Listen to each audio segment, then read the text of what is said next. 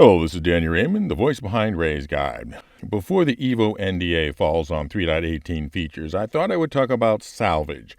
Because after the recent ISC, where they talked about the salvage mechanic and the various roles that were described, many people disparaged the role of the crewman assigned to moving the crates of salvaged hull metal to the cargo bay. Oh, how boring, how dull, how brainless, some cried on Spectrum.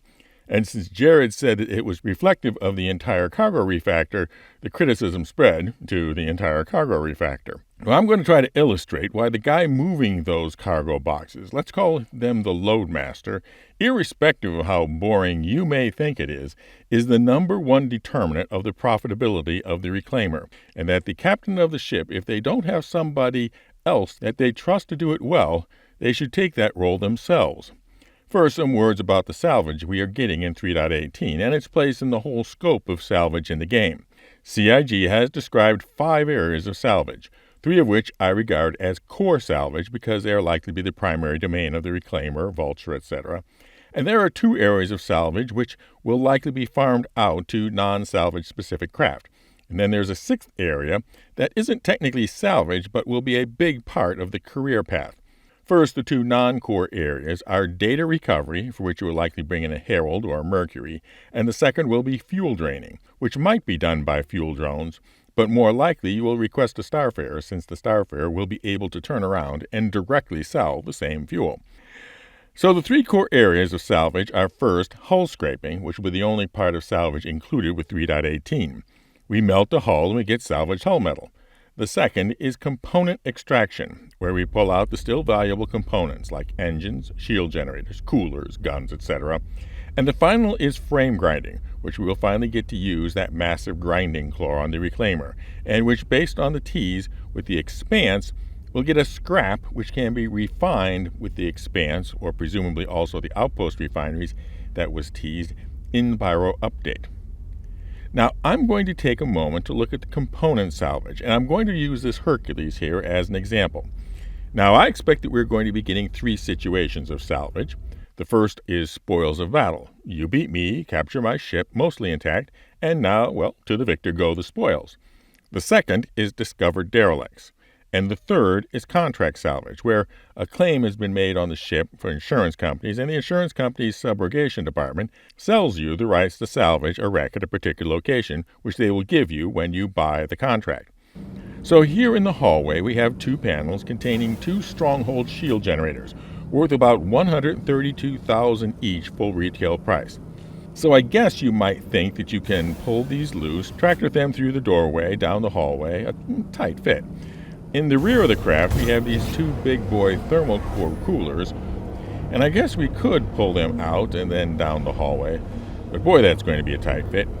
And on the port side, the Ginzel power plant is an even bigger block worth $206,000 full retail. Then on the starboard side of the craft, there is the quantum drive, a comma at $109,000 full retail. And although it is a little smaller, how am I going to be getting it over that railing there? These plus the 4 laser cannons makes just over 1 million credits full retail. Even presuming that we're only going to be selling at, say, a third of full retail, the components are, SCU per SCU, way more valuable than the hull metal. But we get down here to the elevator, and I'm not at all certain that these components, particularly that big Ginzel, are going to fit through the opening. But hold on, this is a derelict. The elevator isn't going to be working. I'm going to be needing to take the ladder, and oh no, I'm not going to fit any of those components down the ladder. This is going to need to be rethought entirely. We're going to need to strip the hull metal to create a hole on the outside and then pull the components out from the outside. And that, I suspect, is the number one reason we are getting hull stripping as the first method of salvage, because on the larger ships, that is what is going to allow us to do the other things.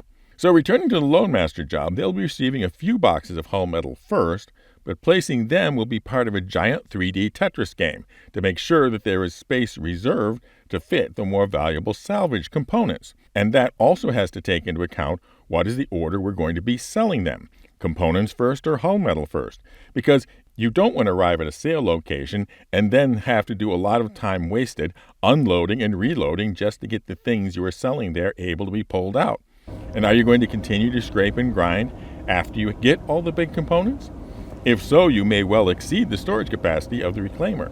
Who do you call in to take the excess? Maybe that Mercury you called in to do the data running, or the Starfarer to do the fuels. Which boxes do you load onto their ship instead of the reclaimer?